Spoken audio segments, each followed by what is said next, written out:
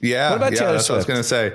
I'm pretty shocked. Look, she definitely came in way, way, way softer than she did last time, which I think is interesting. It was much more like, this is what I'm doing and here's why, and please make your decision on your own, as opposed to last time it was like, save the world. I'm surprised that she mentioned it. And I do not think it affects, to be honest with you, I think it has more of a chance of affecting her numbers than voting numbers. You see Trump's comment? He goes, I like Brittany Mahomes better. He said that? Oh, that's amazing. She goes, I think it's going to hurt her in the marketplace. It's going to hurt her in the marketplace. It's just like, I would not have responded if I was him. And she's holding a cat. Oh, that's hilarious. All I'm trying to think about is like the mom that like likes her, but her daughter loves her. Like, does it change her vote? I don't know. The only thing it could do is, I think it maybe gets some younger people, particularly younger women, to register and maybe vote. I don't know. Right. And if I were to guess, it's in the thousands. Cash. Ladies and gentlemen, group chat. Cash. It's $1 trillion. Hot. Hey, D. Hey, happy birthday, Anand. Happy birthday to our brother, Anand. 9/11. He's in New York. Never forget. He's in New York. Interesting. Yeah. Felt the need to go to New York, huh? On 9/11. Never forget. He wanted Anand's to pay. birthday. He actually, I think he wanted to go to the tribute. Are they doing a thing? They're obviously doing a thing, right? They did something this morning because I saw Biden, Harris, Trump, Vance, Giuliani, and Bloomberg all together. Really? Yeah, Rat Pack. The day after the squabble. Yeah. Wow. You know what's crazy to me? This is kind of a trippy thing. Tell me if you relate. Is I feel old in certain moments. And one of them being 9/11, where it's feeling like so much, at least of like, the young people that are active on social media, like don't remember it or doesn't mean much. I mean, they don't remember. They weren't born. Right. Like, and for me, like I was old enough, I was in, I don't know, middle school, but like, I remember it vividly. Like, it's not like, oh yeah, kind of when I was 6, I kind of remember, like, I remember it so vividly. And it really felt like something that like, I don't know, like you feel like there's this moment that's sort of in the collective memory of everyone remembers that day. But then as you start to get older, you realize a large chunk of adults don't remember, weren't here or were too young. It's a weird feeling. I think, I would assume that it's the same feeling for, and there's not a lot of people left who fought in the war, but World War II was such like, it's the most insane thing ever that World War II even happened. Like if you think about the amount of battles being fought all over the world and what was at stake. Nuclear bombs dropped. Yes. And you look at that situation and you look at like kind of where, the people that lived through that, there just isn't, there aren't a lot of people left who were part of that. And so I think like, I would assume they have that same feeling of like, damn, you have no idea what the fuck happened. And I think with 9/11, we're getting that age where like, we're the people that experienced it. And you just know, you could just feel it on social media. It's not the gravity it was 10 years ago. Yeah. And this might be way too much of a leap, but like, so pardon me if I'm just going too far, but like, I kind of feel like all of the support of Palestine and stuff like that in the college ages, like when I was young, Muslims, people were scared of them. Yeah. I'm not saying it's right, but like there was kind of this blanket fear. Yeah. Where now there's a lot of support and, it's just funny once again, out of pocket, but I remember growing up, I had a neighbor that was racist towards Asian people because of Pearl Harbor. And I was like, oh, this crazy old person. And that's it was still stuck in her old memory. And I'm like, what the fuck? Like, that's the most absurd thing.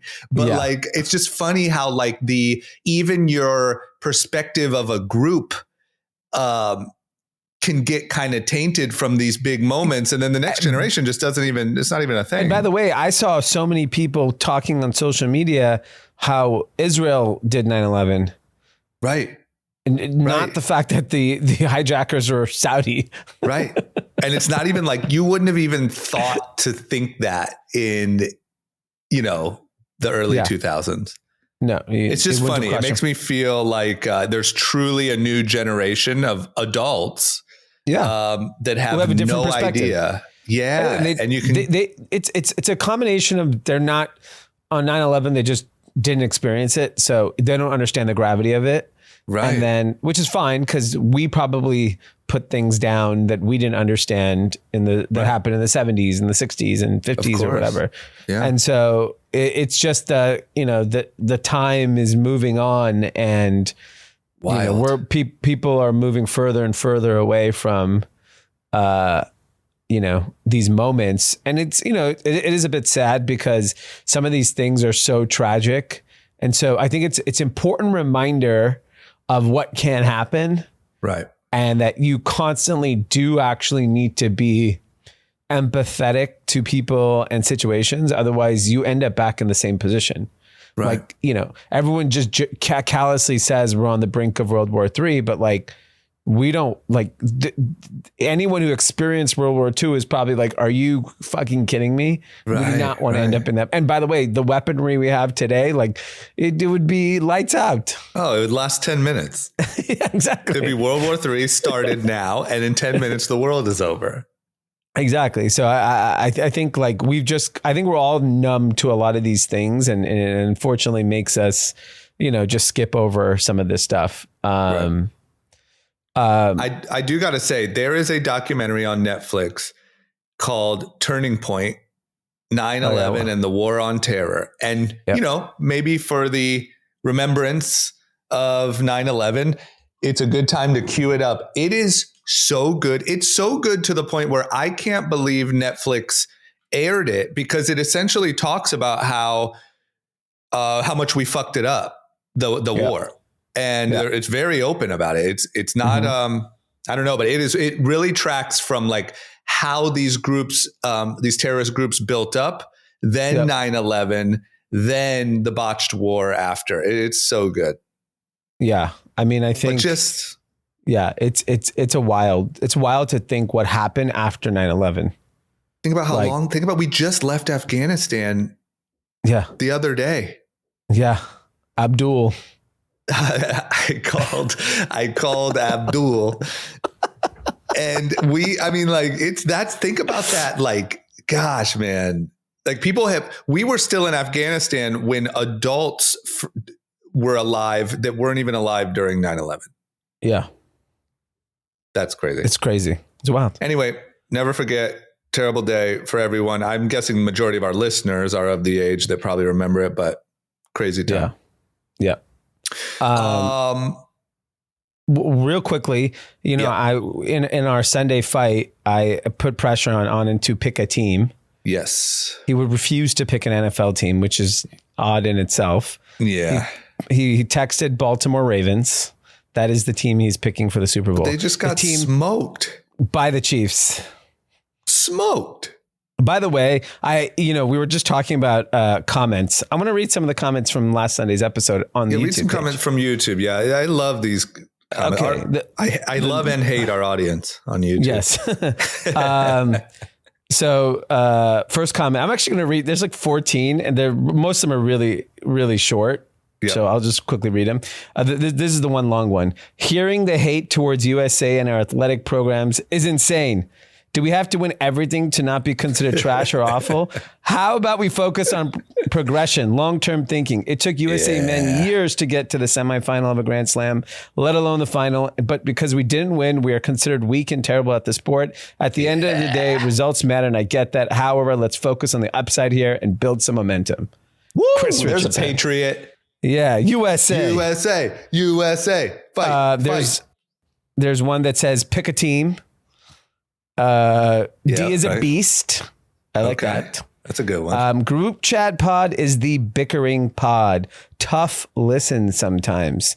Used to be really insightful views and convo, and now I feel everyone just trying to get their viewpoint out, diminish the opposing view. Where's the inside info?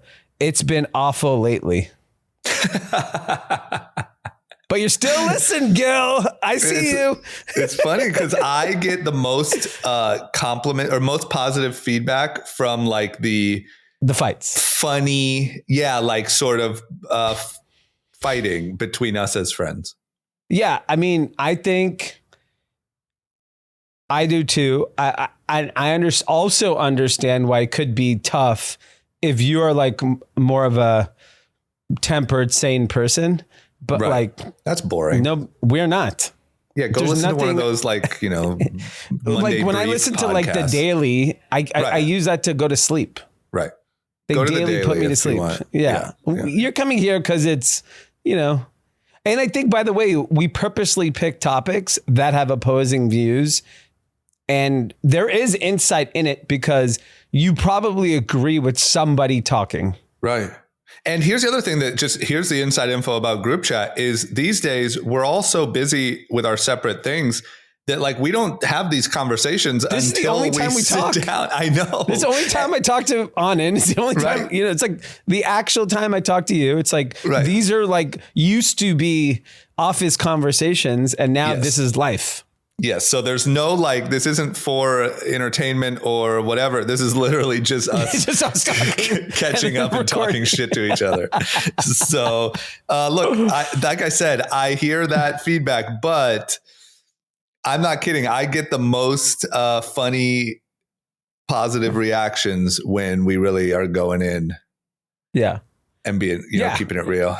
Well, because by the way, this is like, everyone is feeling something one of us is saying, right? Plus, it's just fun. The best feedback I get is like, we don't try to be like, act like we're smarter than anyone. We're not trying to be like these authority figures. Well, I mean, of course, I got 50 DMs last night when Taylor Swift endorsed I know Harris, because I obviously was adamant that she should not endorse anyone, and then instantly, but like I got balls. I make predictions, whether they're right or wrong. I make them, and I have a point.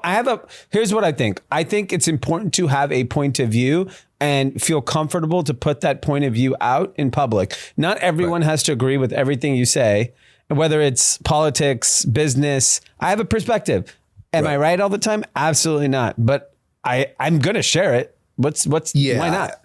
And I'll also tell you what I wish there was more of that we're kind of in this space is like when it comes to podcasts for me, there's either like comedy podcasts, like Theo Vaughn, which is like completely mindless listening, or there's, like All In and those guys. There's not really like, I'm not really laughing and learning at the same time. I'm one or the other.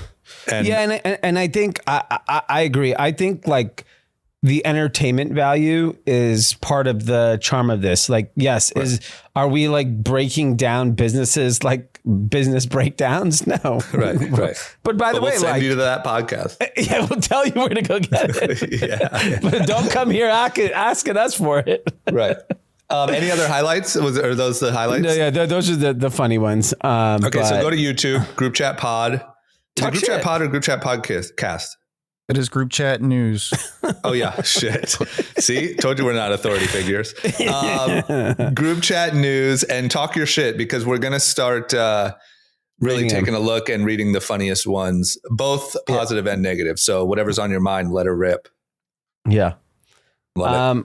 So I have bad news. What's that? I was in Chicago last night at dinner during the debates. So you didn't watch it? I did not watch it. And I was so tired. I went straight to sleep and I had to wake up 5:30 in the morning to get to the airport. So all I know is what I read about Abdul. He also said, my favorite line was, I got shot in the head because of what these people have said about me. Wow. Yeah.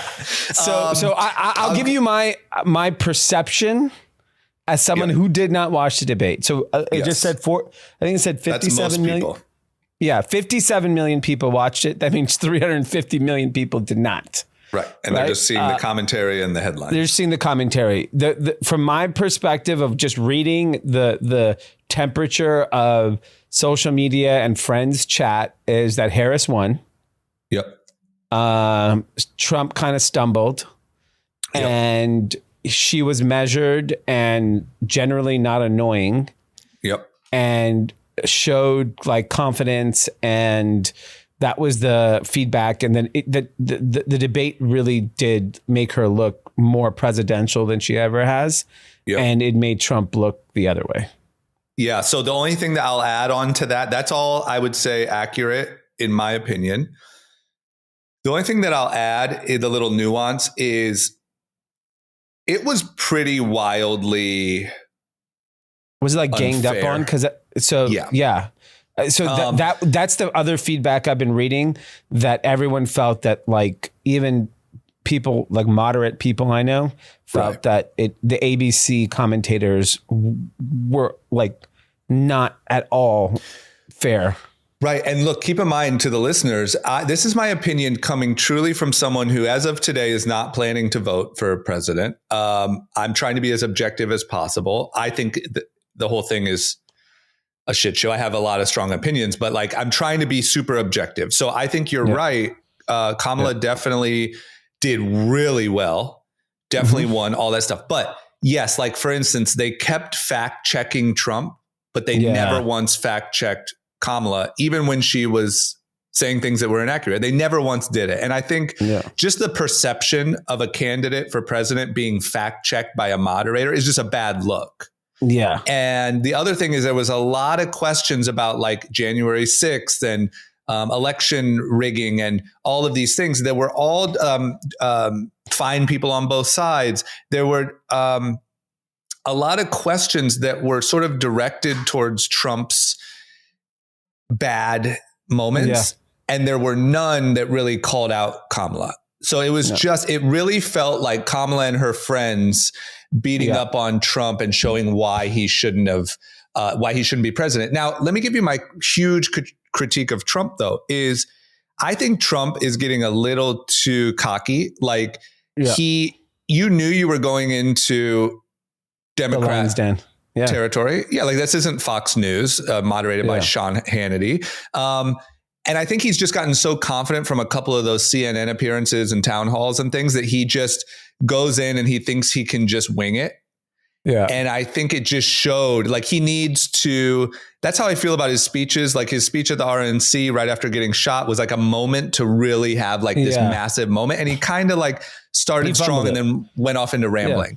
And it's just like, dude, you have this thing, you have such momentum. You have so many, people switching, and then you just can't, I don't know. It seemed like maybe he just didn't really prep, and he's too busy doing a bunch of podcasts and rallies where Kamala was sitting apparently in a hotel room for a week, prepping, and it showed, and it didn't look good for him. Yeah. I'm really curious. So CNN, I did see briefly this morning, CNN interviewed people afterwards. They interviewed 10 people. 6 said they were Trump or Trump leaning. 3 said Harris, and 1 said undecided. Right. I guess from watching the debate, do you think anyone changed their mind? No, here's my judgment of what I think happened. I think all of the Kamala voters just got way more confident. Yes. They're like, so that's our girl. She is, wow. She is what we thought she was. I think, to be honest, the narrative with the Trump voters is, see, that's why the mainstream media is rigged. That's why the left is corrupt. That's why. And I think it actually reinforced his base to just build on that storyline. So my honest opinion, I don't think so. Maybe Kamala picked up a few. I've talked to some people who their only goal is like sanity and calm. And they think that Kamala is the way to that, as opposed to they think Trump is like chaos. Yeah. And I think for those people who might have been a little on the fence, maybe they certified their Kamala vote last night. But I don't think Look, if you look at Republican Twitter, it is all corrupt media, rigged moderators. And so I guess, does it? Yeah, I mean, all that matters is who got more people to decide to go and actually vote. I also do think in this news cycle, it's way too early still for the election. Like, right. The debate needs to be like the night before. Literally. I literally think they have to do the debate the night before. And then I think because it's so fresh, top of mind, everyone will go and vote. Everyone should have the day off on voting day, and it should be a federal holiday, and the debate should be the night before.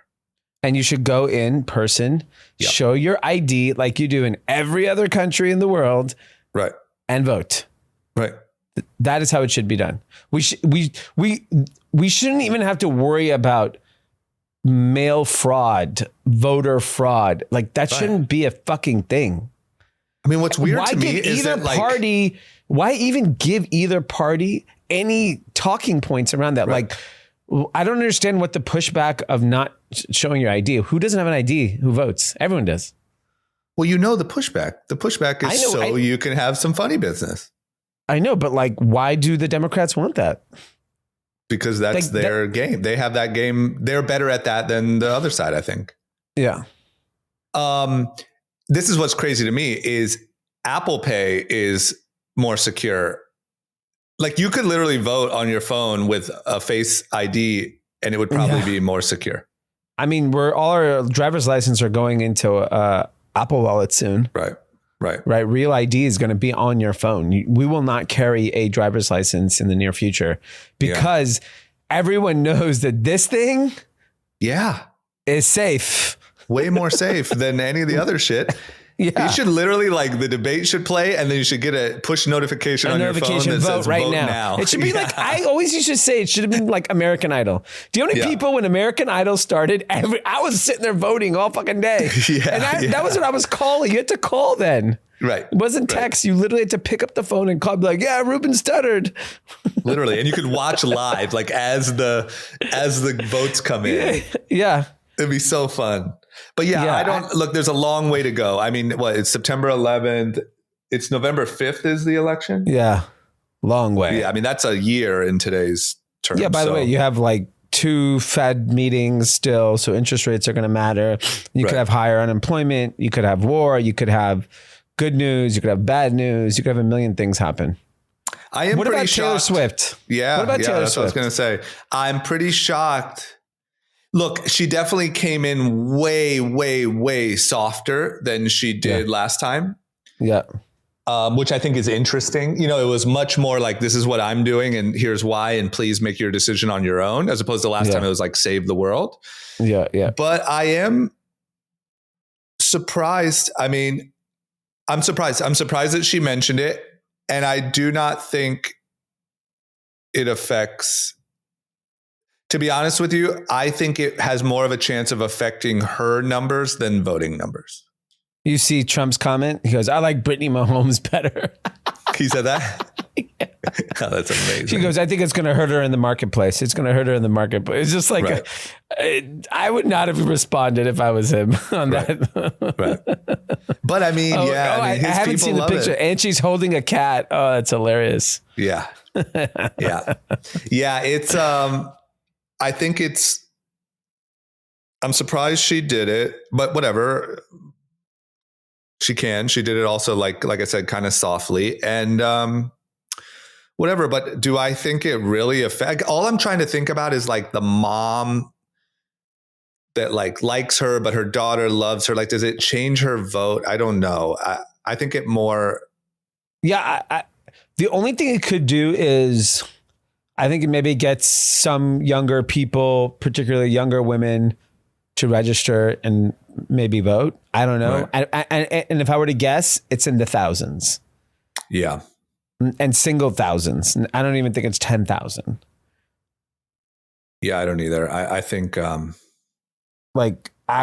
out, because her audience would have, if they were already voting, I don't think that, whatever, they're voting anyways, but like to actually get people to vote, if you don't care about inflation and wars and crime, like what the fuck do you care if Taylor Swift votes or not?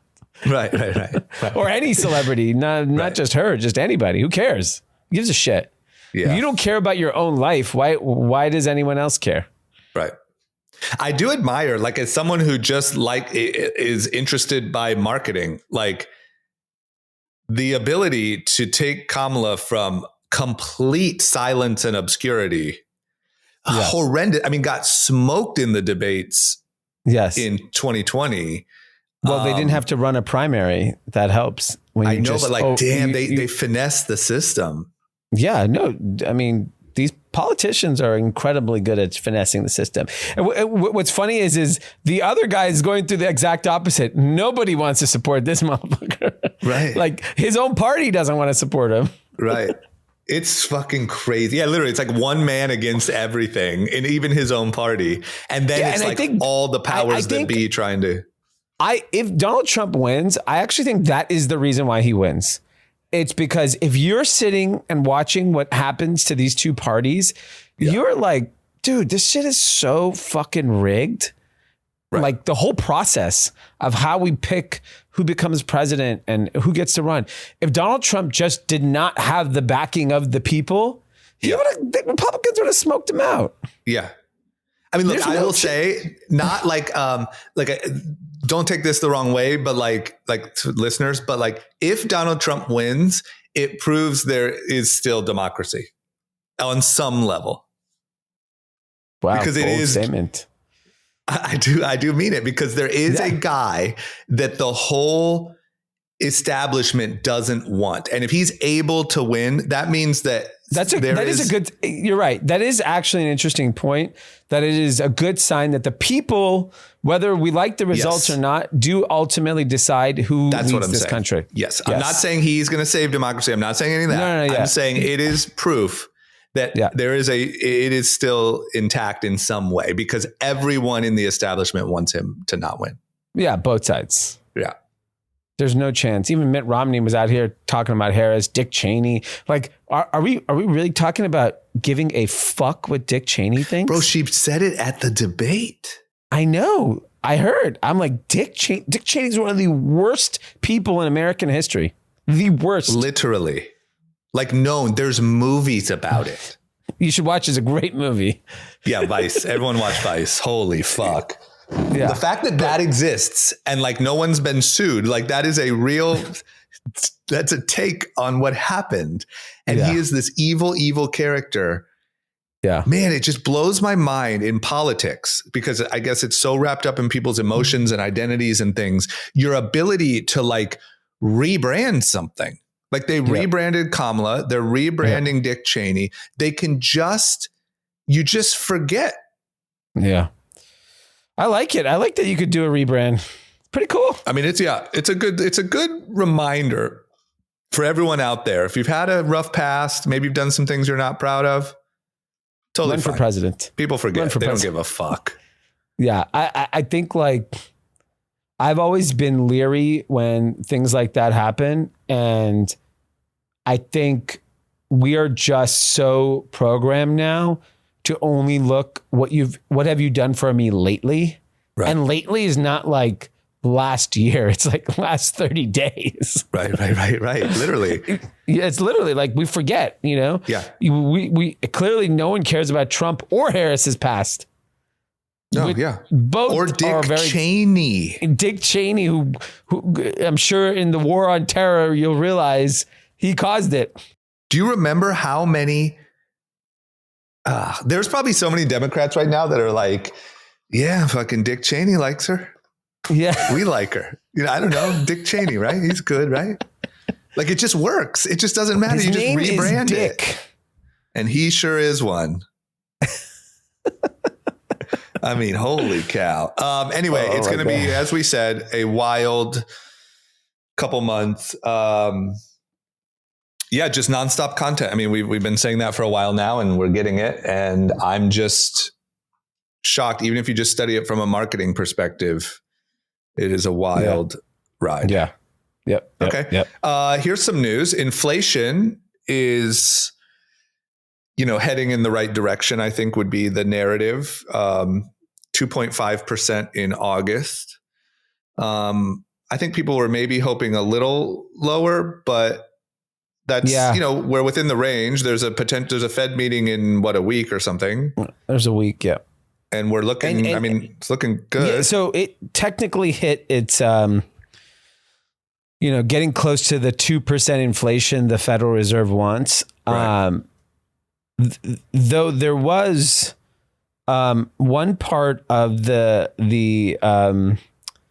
CPI, I forgot what exact portion, came in higher than expected. And that caused the market to spook early in the morning and went down.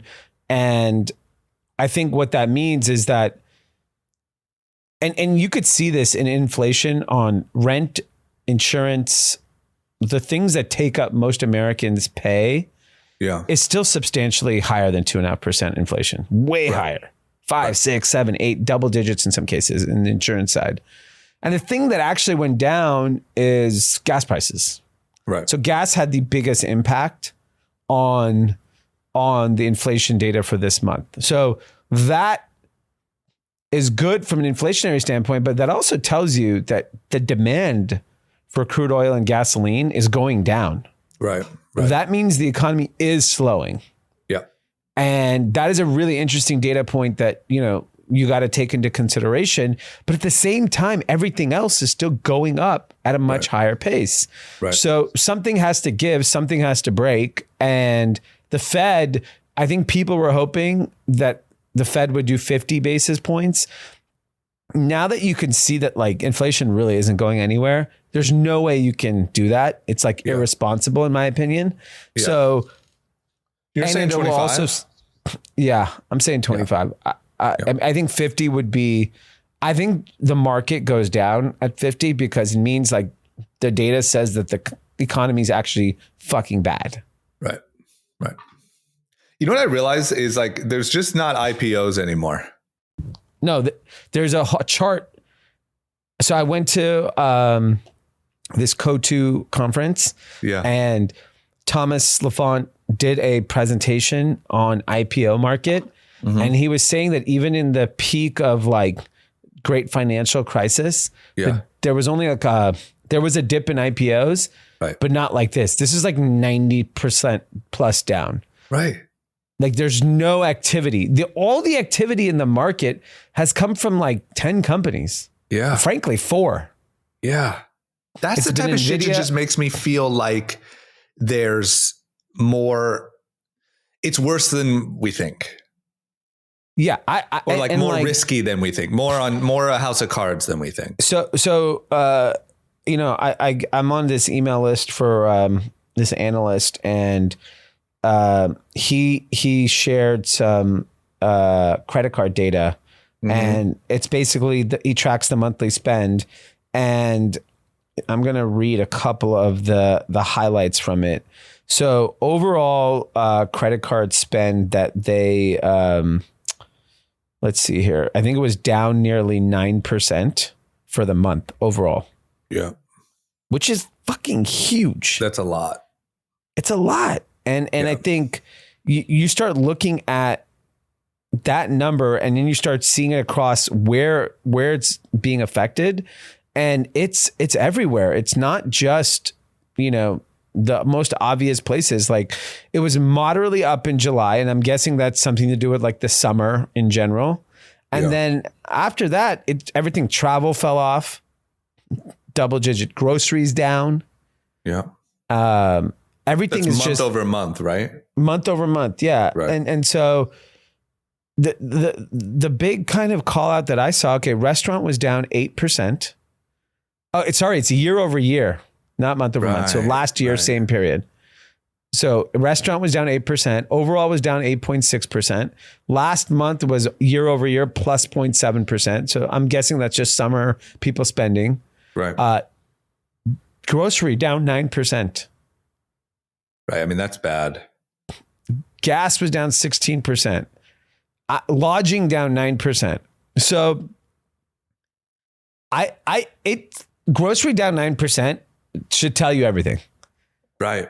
year over year. Like that's Yes. what to me is kind of crazy. Month over month could be a, I don't know, quick anomaly. I don't know, but year over year. By the way, just to put things in perspective, so July was 0.7%. It's clearly summer. You got to blow your load. June was down 11% year over year. May was down 9.3%. March was down 7.7%. April was up 7.5%. So in the last 6 months, there's been 2 up months, one basically flat, one true up, and the rest way bigger down than the one positive month. So year over year, the spending is just falling off a cliff. And you're seeing it now, right? You saw Big Lots go bankrupt. And there's a variety of reasons. They had debt. They had too many stores. You can say Temu, Shein, whatever it is. But, in the press release, they said it's like worsening retail conditions and inflation has affected our core consumer. And it's clear that like the low end consumer in America is feeling it. And that to me is what the election will actually get determined by. And it's shocking to me that that's not, if I was running for president, I would only talk about inflation. Only thing. I would not talk about a goddamn thing else. That is the only thing people care about. You could tell like this is why the debate might have not mattered or whatever, might have been better for Trump than we realize is he did keep going back to border mainly. And inflation, mainly border. But like you could tell that his strategy was like, no matter what she says, I'm going to go back to the issues people actually care about. And so maybe that resonated with the actual voter. Because I do believe like the actual bulk of voters are the people whose grocery spending is down 9%. It's not the people that are going to the Taylor Swift stadium tour. No. Yeah, those are two different people. right. So who knows? But I do agree. Those are the issues that are really, those are the people voting. Yeah. It's just, it feels to me a little bit like there's some funny business happening in like messaging. We've obviously seen it in the job numbers and things like that. But like, I just feel like your average person is hurting much more than is being represented in the news. 100%. Who's their voice? There's no one to be their voice. You can just be saying, economy's ripping, Mag 7, NVIDIA, look at it. And like, no one's saying how hard it is to get eggs. Yeah, or pay rent. Why do you think there's credit card delinquency rates are up? Why Ally Financial, which is an auto credit company, stock plummeted. They said delinquencies are up. Auto delinquency, credit card delinquency, credit cards are maxed. What other signals do you need? Shit's fucked. Nobody can buy a house. And the problem is the reason why overall country feels fine or looks from a data standpoint is that the wealthy in this country are so rich now that their spending power overcame any dip in the low income spend. So think about it like this. Like from an absolute dollar standpoint, if you make $4,000 a month, your household, or $5,000 a month to keep it simple, and all of your costs, let's say a month, are $3,000, and somehow you're able to make the bills every month. If you just take it inflation, generally speaking, things cost like 20+% more. So let's say you got a 10% raise in that time period. Your now bills are $3,700, $3,600 a month. That $600 delta is crushing you a month. Yeah. Crushing you. Yeah. On the flip side, an ultra rich person who has let's not even say ultra rich, upper middle class person who has their money in the stock market and that $1 million and S&P has been up ripping. They're up 10%, say moderately. That $100,000 that they gained, they're not spending $600 more to overcome. They might spend $10,000. Right. And then you take all the people like that who are spending like 10x the average poor person in this country. The data looks good. Travel's fine. Right. I want to add to that so many of the jobs being added are government jobs. Yeah. Which are just adding. To me, that's kind of in a similar bucket as stimulus. Like it's just adding to, are those jobs really efficient? Are they effective? Are they really creating anything? It's just kind of adding to our deficit. Well, yeah. I mean, is the government more efficient than it was 15 years ago? No, it's worse, way worse. Right. So all you're the doing is jobs adding to our deficit, which is fake money. You're just printing fake money. And that's where all these jobs are coming from. Yeah. And then to your point and then the people who are participating in the stock market are just continuing to do better and better. But none of that represents the person with a non-government job trying to buy their groceries, which I think is the majority of voters and the bulk of the country. Yeah. And nowhere in all those numbers, which all those numbers we just said make things look really good, but nowhere in that story is that person represented. Yeah. And I think that if I was running for president, that's all I would focus on. I know the border is a big topic, and obviously the hot story of the week was Haitians eating cats. Yeah. Trump tried that one. Yeah. But they fact checked him, man. It's fucked up. Like, And what's interesting is I followed this YouTuber that actually went to Springfield, Ohio. And he was like, oh, I wanted to see, everyone's claiming there's 20,000 more Haitians here. Right. And there were. Really? And yes. And basically what the guy said is like, he's a person that gets government assistance, a local guy there. He's like, I stand in this line every day or every week to get my check or whatever.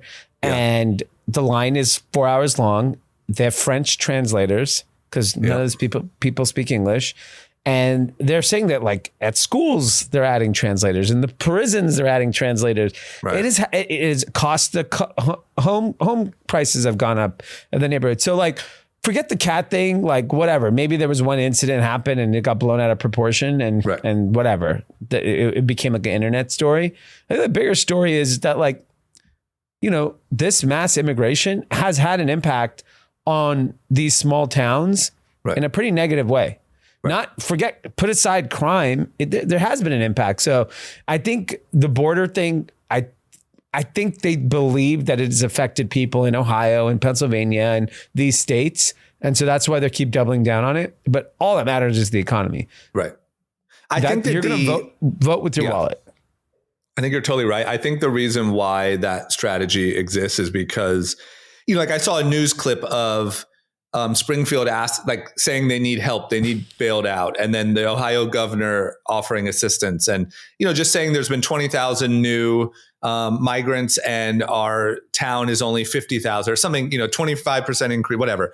And so I think that the idea is like, they don't care about us and the Americans that are struggling, but they're bringing in all of these new people and supporting them. And where's the care for Americans? Because by the way, I agree with you, but and I think we have the money. If we're giving any subsidies to illegal immigrants, we should be giving more subsidies to the people that are struggling.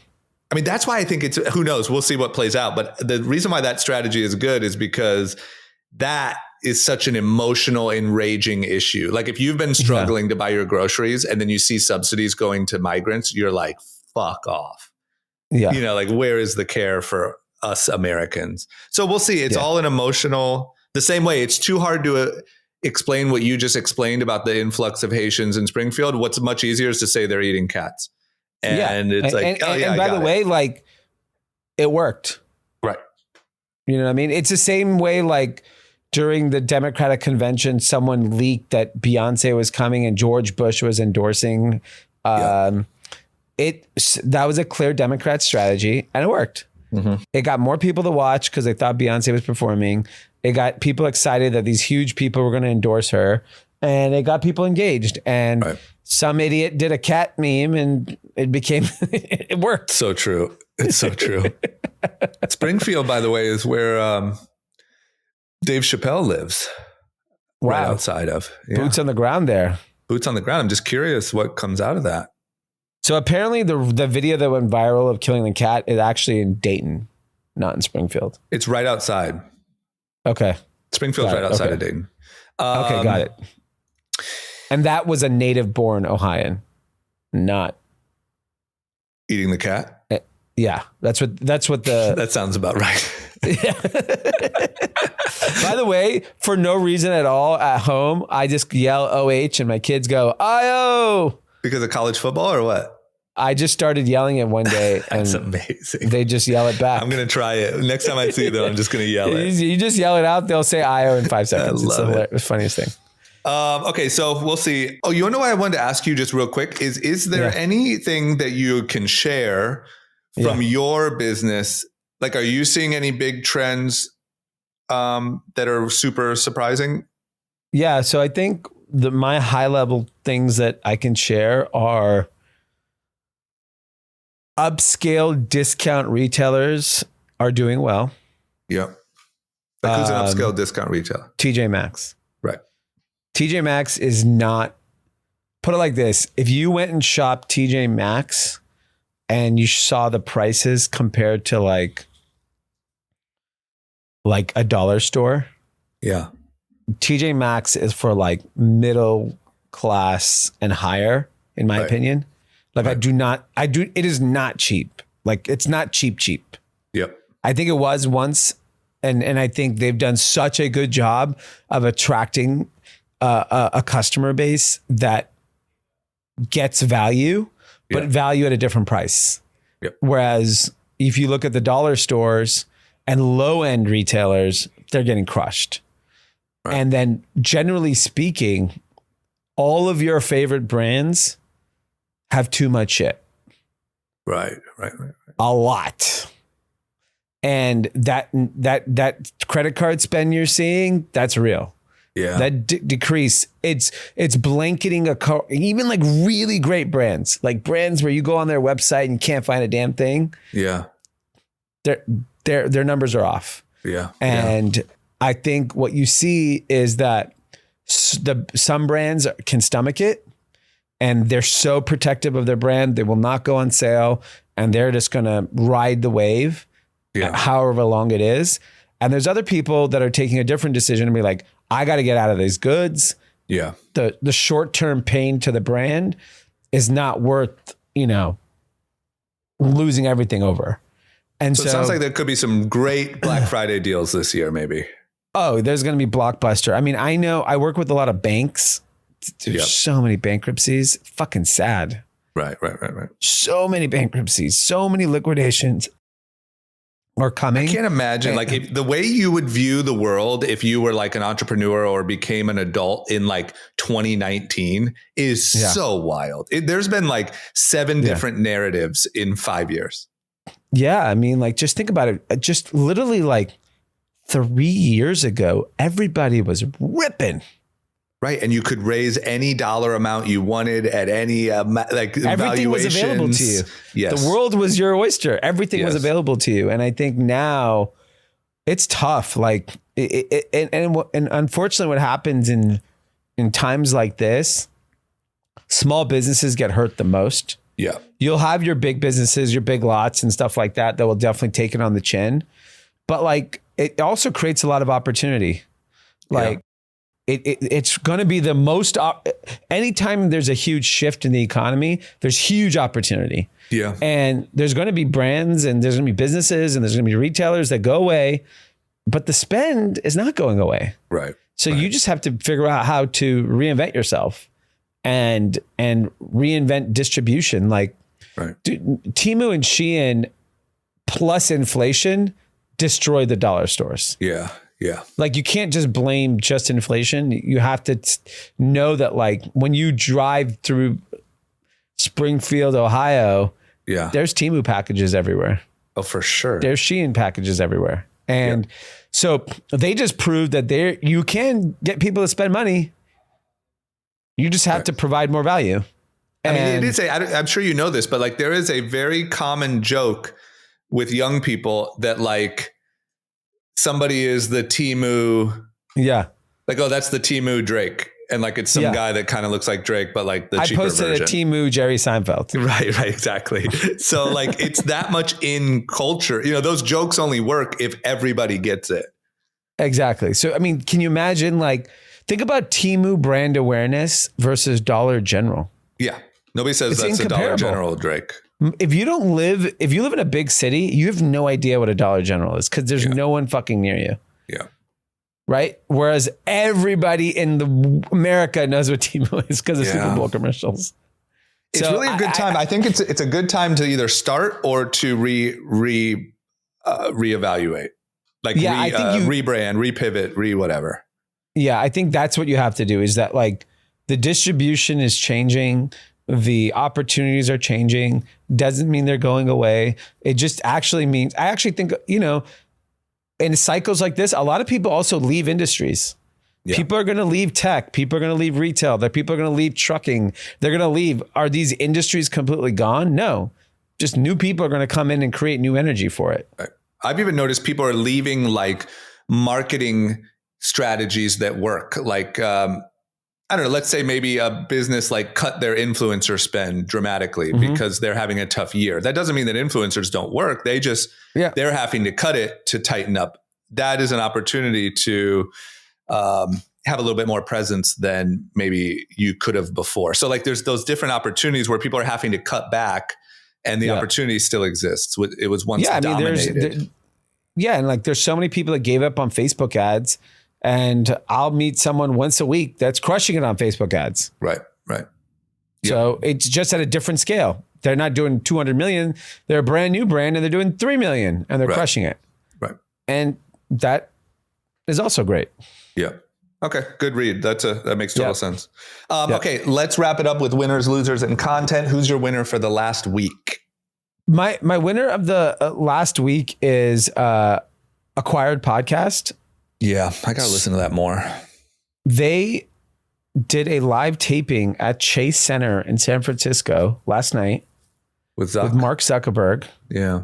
10,000 people showed up. Yeah.